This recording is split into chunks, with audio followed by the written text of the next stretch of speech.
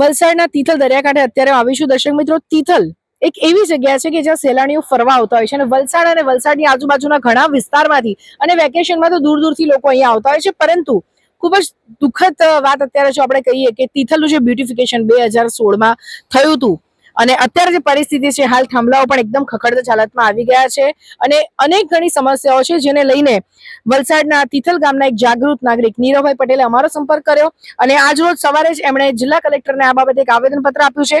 શું છે વાત એમના મુખે સાંભળીએ. નીરવભાઈ, જણાવશો કે કઈ કઈ સમસ્યાઓ છે અહીંયા? અહીંયા તિથલ બીચ પર ચોપાટીની બંને બાજુએ 9 થાંભલાઓ છે વોકિંગ વે પર, અને એ બધા થાંભલાઓ એકદમ ખરાબ હાલતમાં છે અને એ ગમે ત્યારે તૂટી શકે છે. આગળ અહીંયાના તિથલના ભાઈઓએ એ બધા વિડીયોને વાયરલ કરીને પણ કોશિશ કરી હતી કે એને હટાવવામાં આવે, તે છતાં પણ કોઈ પણ એક્શન લેવામાં આવ્યા ન હતા. અને એ પછી આજે અમે આવેદનપત્ર આપ્યું છે, કારણ કે એ પહેલા એક થાંભલો અહીંયા વોકવે પર પડી ગયો હતો અને ત્યારે કોઈ પણ જનતા કે સહેલાણીઓ અહીંયા હાજર ન હતા, એટલે કોઈ જાનહાનિ થઈ ન હતી.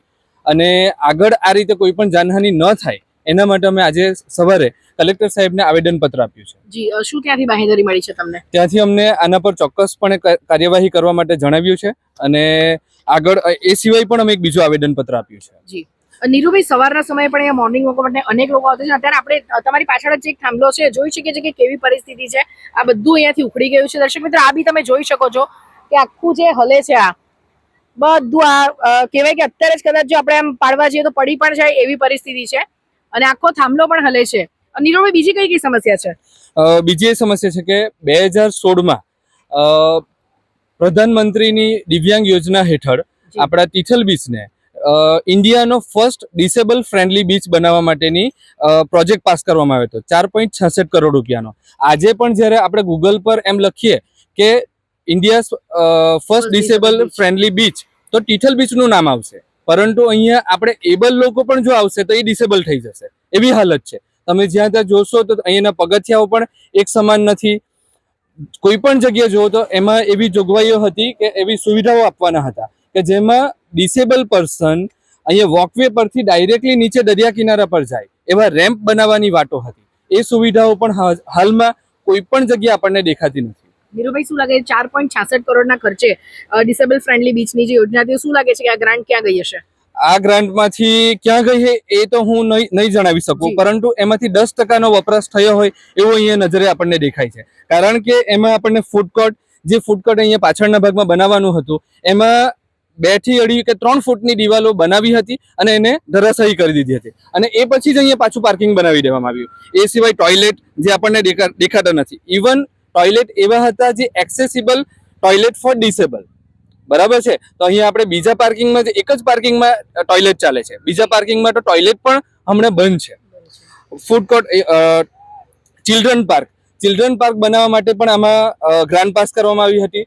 જાણકારી અનુસાર અને અમે જોયું છે અમારી નજરે કે અહીંયા જે સર્કિટ હાઉસ છે એના પાછળના ભાગમાં 2 ટ્રક ભરીને સામાનો આવ્યા હતા. રમતગમતના જે બાળકો માટેના સાધનો છે જેમાં લસરપટ્ટી ને બધી જ વસ્તુઓ હતી, ઝૂલાને બધી વસ્તુઓ, એ બધી વસ્તુઓ 2 થી 3 ચોમાસા સુધી અહીંયા રહી, કાટ લાગ્યો અને એને ફરીથી ભંગારમાં આપી દેવામાં આવી છે. એટલે એ પણ ન થયું. એમ્ફી થિયેટર, એ તો આપણે વલસાડમાં શબ્દ સાંભળ્યો જ નથી આજ સુધી કે એમ્ફી થિયેટર. નવાઈ લાગશે લોકોને આપણે એમ્ફી થિયેટર તિથલ ખાતે કહેશું તો ડેફિનેટલી કે આપણે ત્યાં ઓપન એર એમ્ફી થિયેટર બનાવવાની જે જોગવાઈ છે એ આપણને ખબર પણ ન હતી કે અહીંયા બનાવવાનું હતું, જે આપણને અહીંયા નજરે નથી દેખાતું. જોગર્સ પાર્ક, એ પણ આપણને ખાલી એક વોકવે છે જે આપણી પ્રોટેક્શન વોલ છે એના પર બનાવવામાં આવ્યું છે, એના પર જ આપણે ચાલી રહ્યા છે. પ્રોપર લાઇટિંગ એની તો તમે હમણાં દશા જોઈ જ શકો છો.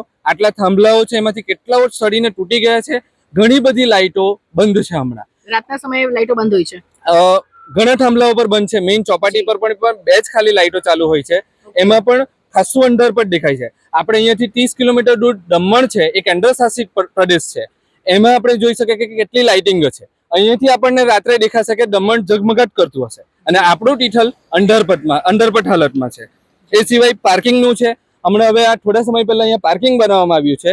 એ પાર્કિંગમાં પણ તમે ઉપરથી ચડાવવાની છે ગાડી, તો એના માટે પાક્કો રસ્તો જ નથી. આખું ચોમાસું ગયું ત્યાં પાણી ભરાઈ રહી છે અને કિચડ થાય છે. ચેન્જિંગ રૂમ, જે આઈ ડોન્ટ થિંક સો કે આપણને વલસાડમાં કશે ચેન્જિંગ રૂમ જોવા મળે. અહીંયા તિથલની તો આપણે વાત જ દૂર રાખીએ. નીરુભાઈ, આ તમે જે વાત કરી એ સિવાય બીજી કોઈ સમસ્યા? બીજી સમસ્યા એ છે કે હવે ફરીથી આ 4.66 કરોડ રૂપિયા ક્યાં વપરાય એની જાણકારી કોઈ પણ જનતાને નથી હાલમાં, અને એ સિવાય 2.75 કરોડની ગ્રાન્ટ માટે ફરીથી અરજીઓ કરવામાં આવી રહી છે. તો આ બધી ગ્રાન્ટ પહેલા ક્યાં વપરાઈ એનું ઓડિટ કરવામાં આવે અને એ પછી જ આ ગ્રાન્ટ પાસ કરવામાં આવે. જી હા, તો જ કામ બી પ્રોપર થશે અને આગળનો હિસાબ પણ મળી જશે. ડેફિનેટલી. અને આગળ પણ જ્યારે અહીંયા બધા જેટલા પણ નેતાઓ આવી ગયા છે એમણે વિકાસની આપણને વાતો જ કરી છે. એ વાતો માત્ર ને માત્ર પાના અને રીલમાં જ રહી ગઈ છે. એ વાતો આપણને અહીંયા જગ્યા પર દેખાતી નથી. તો આ હતા નીરવભાઈ, અને એમની અને તિથલ ગામના યુવાનોની બસ એટલી જ એક્સપેક્ટેશન છે, એટલી જ આશા છે કે જે બી કોઈ વિકાસના કામો, જે બી કોઈ ગ્રાન્ટ પાસ થઈ છે ને વિકાસની મોટી મોટી વાતો, જે વાતો હતી એ ફક્ત વાતો જ રહી છે અને પેપરના પાને જ ખાલી રહી ગઈ છે. વિકાસ ક્યાં છે અહીંયા કોઈ આવીને અમને બતાવે કે વલસાડમાં તિથલનો વિકાસ થયો છે. કારણ કે તિથલ ખાતે વિકાસ થયો, ટુરિસ્ટો વધશે, એક સારી ટુરિસ્ટ પ્લેસ બનશે. અને ભાઈએ જે વાત કરી કે ડિસેબલ ફ્રેન્ડલી બીચ, ઇન્ડિયાનો ફર્સ્ટ ડિસેબલ ફ્રેન્ડલી બીચની જે વાતો હતી, આજે પણ ગૂગલ પર આપણે નાખીએ તો એ તિથલ બીચ દેખાય છે. ક્યાં છે કોઈ આવીને અમને બતાવશે. તો જે નીરવભાઈની ને એમના ગામના યુવાનોની સાથી મિત્રોની જે માંગ છે ને, આજે એમણે આવેદનપત્ર આપ્યું છે કલેક્ટરશ્રી, જિલ્લા કલેક્ટરશ્રી તરફથી પણ એમને બાહેંધરી મળી છે કે ચોક્કસ જ એમના તરફથી આ વિષયમાં તપાસ થાય. દર્શક મિત્રો, ફરી એકવાર હું તમારી સાથે મળીશ, નીરવભાઈ સાથે પણ આપણે મુલાકાત લઈશું અહીંયા કે આ મુદ્દો ક્યાં સુધી પહોંચ્યો છે. ત્યાં સુધી જોતા રહો દિશા ન્યૂઝ.